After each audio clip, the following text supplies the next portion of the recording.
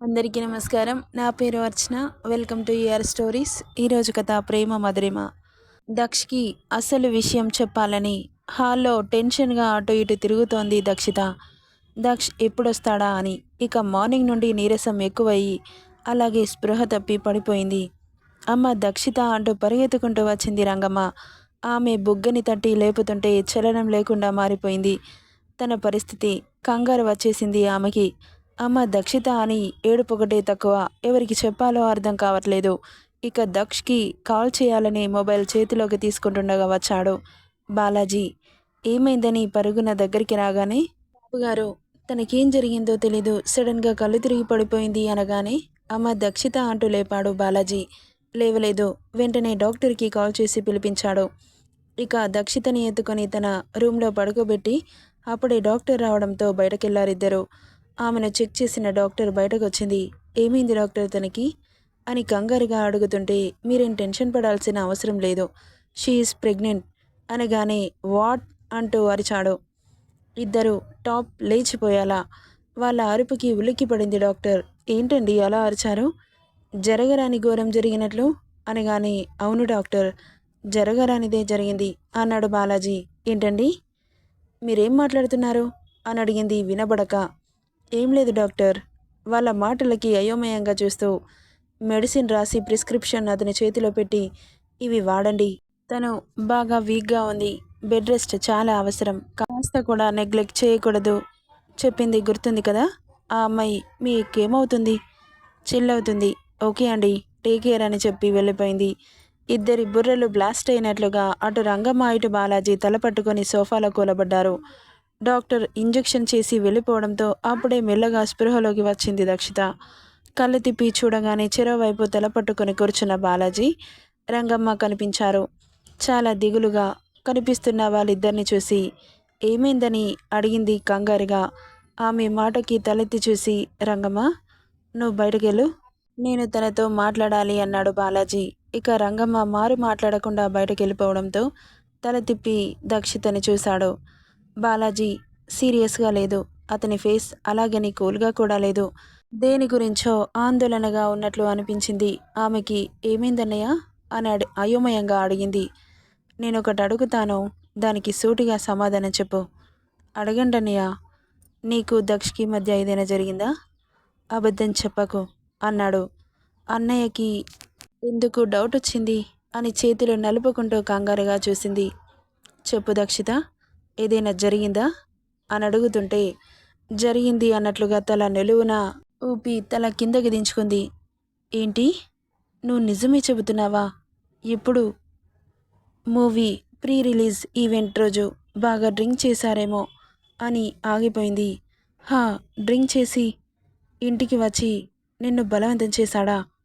ముందు అలాగే చేశాడు, తర్వాత రిక్వెస్ట్ చేశాడు హెల్ప్ మీ అంటూ. ఏం జరిగిందో తెలీదు. అతనెందుకు అలా చేశాడో అర్థం కాలేదు. అలా కలవకపోతే చచ్చిపోతాడేమో అన్నంత ఫీల్ అయ్యాడు. అలా ఎందుకు జరిగిందో నాకు అర్థం కాలేదు. అందుకే కమిట్ అవ్వాల్సి వచ్చింది అని ఏడుస్తూ చెప్పింది. ఆమె మాటలకి షాక్ కొట్టినట్లు బిగుసుకుపోయాడు. అయినా ఈ విషయం మీకెలా తెలుసన్నయ్య? ఎందుకు డౌట్ వచ్చింది అని అడిగింది కళ్ళు తుడుచుకుంటూ. ఆమె మాటలకి తేరుకొని, నువ్వు తల్లి కాబోతున్నావు. ఫ్లోర్ మీద పడిపోతే డాక్టర్కి కాల్ చేశాను. ఇప్పుడే నిన్ను చెక్ చేసి వెళ్ళిపోయింది. నువ్వు ప్రెగ్నెంట్ అని చెప్పింది అనగానే, ఏంటి అంటూ అరిచింది. అవునమ్మా అన్నాడు. మీరేం మాట్లాడుతున్నారన్నయ్య అనింది ఏడుపు గొంతుతో. నిజం మాట్లాడుతున్నాను. సరే కానీ మీరిద్దరూ కలిసిన విషయం వాడికి తెలుసా? లేదు, తెలీదు. మర్చిపోయారు. వాట్ అన్నాడు మళ్ళీ అరిచినట్లే. ఈసారి ఇంకా పెద్ద షాక్ తగిలింది అతనికి. నువ్వేం మాట్లాడుతున్నావమ్మా? వాడికి గుర్తు లేకపోవడం ఏంటి? అవునన్నయ్య, ఆయనకి గుర్తులేదు. మరి నువ్వు అడగలేదా? గుర్తు లేనప్పుడు మాట్లాడితే నువ్వు కావాలని ప్రవోక్ చేసి చెప్పడం ఇష్టం లేక ఆగిపోయింది. I know, I understood. మరి ఇప్పుడు ఏం చేద్దాం అనుకుంటున్నావు? అదే అర్థం కావట్లేదు. నేనిప్పుడు నెల తప్పాను అని తెలిస్తే ఎన్ని నిందలు పడాల్సి వస్తుందోనని భయం వేస్తోంది. నాకెందుకు ఇలా జరుగుతోంది అని గట్టిగా ఏడ్చేసింది దక్షిత. ఆమె ఏడుపును చూస్తుంటే బాధేసింది బాలాజీకి.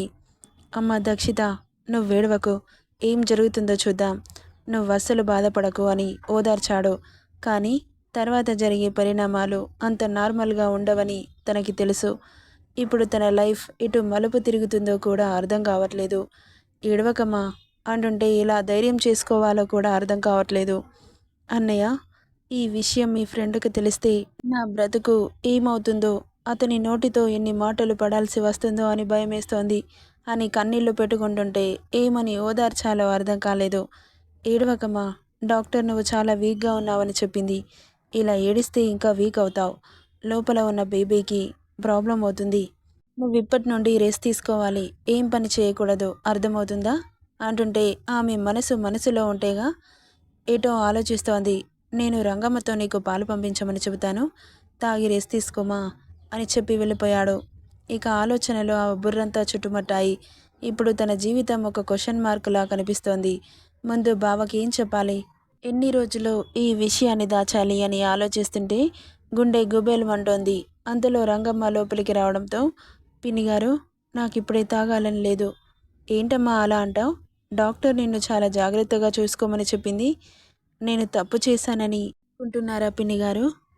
లేదమ్మా, నువ్వు తప్పు చేయవు. కానీ దక్ష బాబుకి తెలిస్తే నీ పరిస్థితి ఏంటా అని భయమేస్తోంది అనగానే కన్నీళ్లతో చూసింది. సరేలే, అన్నిటికీ సిద్ధంగా ఉండు.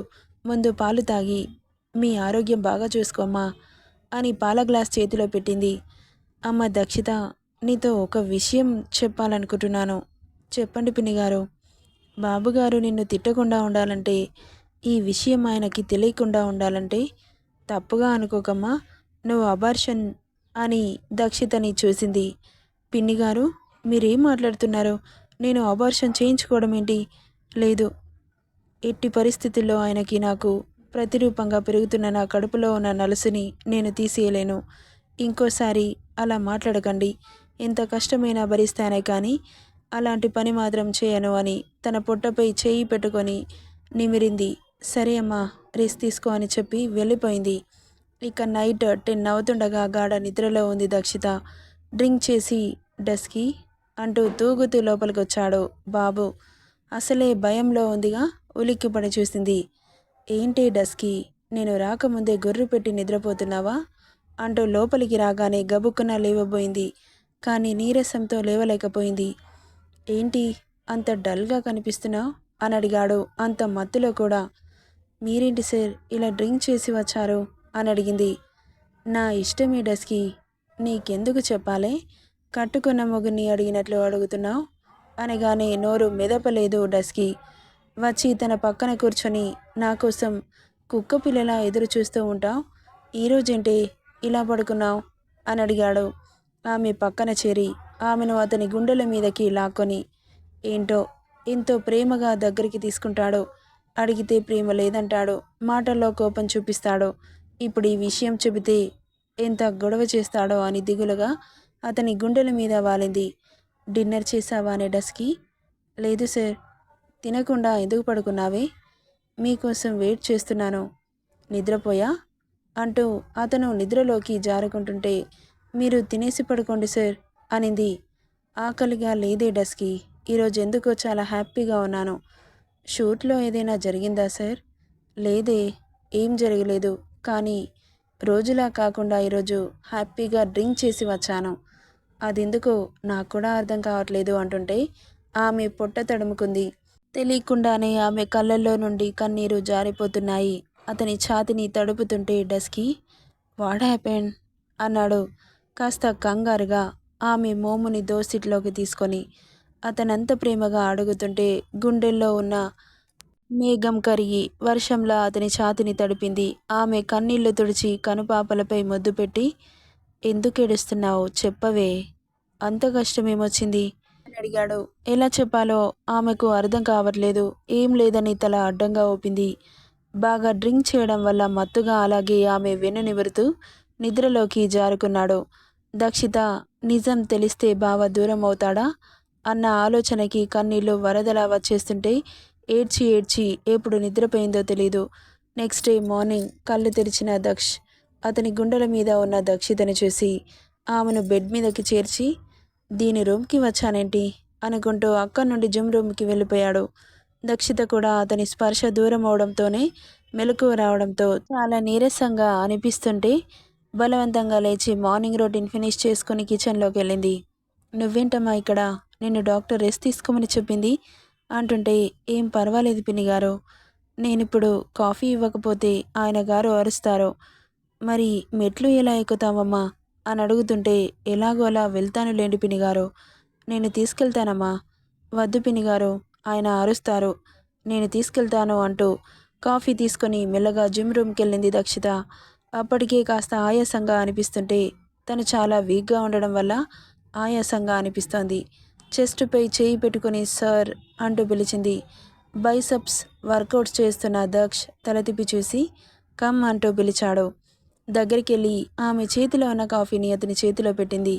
ఆమె చేయి పట్టి దగ్గరికి తీసుకొని, ఏమైంది డస్కీ బేబీ, ఎందుకలా నీరసంగా కనిపిస్తున్నావు, హాస్పిటల్కి వెళ్దామా అని అడిగాడు చాలా ప్రేమగా.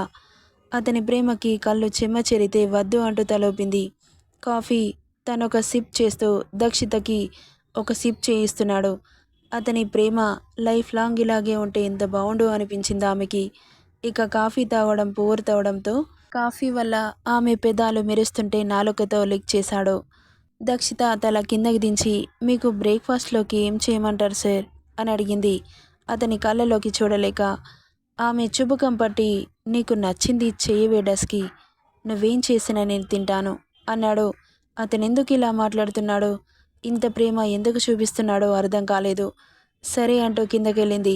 ఇక దక్షకి ఇష్టమైనవి చేసి డైనింగ్ టేబుల్పై సర్దింది. ఇక తినేసి, డస్కి టుడే బ్రేక్ఫాస్ట్ చాలా బాగుంది అన్నాడు. ఈయనేంటి ఈరోజు ఇలా మాట్లాడుతున్నాడు అని షాక్ అయ్యి చూస్తోంది. ఆమె బుగ్గకి ముద్దిచ్చి, వస్తానే డస్కి అంటూ షూట్కి వెళ్ళిపోయాడు. భార్యాభర్తల ప్రేమ ఎలా ఉంటుందో అంత ప్రేమ చూపిస్తున్నాడు అతను. ఎందుకో తెలీదు, ఇప్పుడు ఆమె ప్రెగ్నెంట్ అన్న విషయం తెలిసి ఈ చూపించే ప్రేమ అంత కోపం అసహ్యంగా మారితే నేను తట్టుకుంటానా అన్న ఆలోచన రాగానే నిలువెల్లా వణికిపోయింది. ఇక ఆ రోజు మొత్తం డల్గానే గడిపేసింది దక్షిత. ఒంట్లో బాగోలేదు, మనసు కూడా బాలేదు, ఆకలిగా లేదు, తింటే వామిట్స్ అవుతున్నాయి.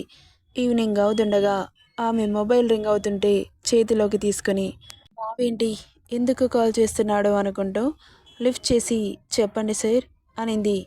రెడీగా ఉండు, ఇప్పుడే వస్తున్నాను అన్నాడు. ఎక్కడికి తీసుకెళ్తాడో, నాకు అసలే ఒంట్లో బాలేదు అనుకుంటూనే రెడీ అయింది. బయటకు వెళ్ళడానికి ఓపిక లేదు, బావతో ఎలా చెప్పాలి అనుకుంటూనే దక్ష్ కోసం వెయిట్ చేస్తోంది. పద అంటూ లోపలికొచ్చాడు. ఓపిక చేసుకొని అతనితో బయలుదేరింది. బయటకి రాగానే ఎదురుగా ఉన్న బైక్ని చూసి షాక్ అయింది. ఎక్కు అన్నాడు బైక్ స్టార్ట్ చేస్తూ. బాబోయ్, ఈ టైంలో రెస్ట్ తీసుకోవాలి కానీ బావేంటి బైక్ రైడింగ్కి తీసుకెళ్తున్నాడు, అది స్పోర్ట్స్ బైక్, రైడ్కి తీసుకెళ్తాడని బైక్ని చూడగానే అర్థమైంది. అది సార్ అని ఏదో అంటుంటే, ఏంటి డస్కి ప్రేమగా మాట్లాడుతున్నానని అవాయిడ్ చేద్దామనుకుంటున్నావా, మూసుకొని కూర్చోవే అనగానే అతని బైక్ మీద ఎక్కి కూర్చుంది. కానీ వన్ సైడ్ కూర్చుంది. బైక్ ఎక్కడం కూడా రాదావే, టూ సైడ్స్ కూర్చో. సార్ ప్లీజ్, నాకు అలా కూర్చోవడం రాదు, నీ బెగ్గర్ వేషాలు ఇంకా మానవా, నేను చెప్పింది చేవే, నా మాటకి ఎదురు చెబితే ఎలా ఉంటుందో తెలుసుగా అంటుంటే, ఇక కూర్చొనే వరకు వదలడు అని టూ సైడ్స్ కూర్చుంది డస్కి. ఇక తను కూర్చోగానే బైక్ స్టార్ట్ చేశాడు. Next promo. కడుపులో చెప్పలేనంత నొప్పి సార్ అంటూ అరిచింది. సడన్ బ్రేక్ వేసి ఏమైందని కంగారుగా బైక్ దిగి ఆమెను చూడగానే అప్పటికే స్పృహ తప్పి అతని గుండెల మీద వాలిపోయింది. నెక్స్ట్ పాప పరిస్థితి మీకు తెలిసిందే, కాకపోతే అంతకు మించి బీభత్సం జరుగుతోంది. నెక్స్ట్ పార్ట్లో ఏం జరుగుతుందో గెస్ చేయండి guys. Thank you for listening.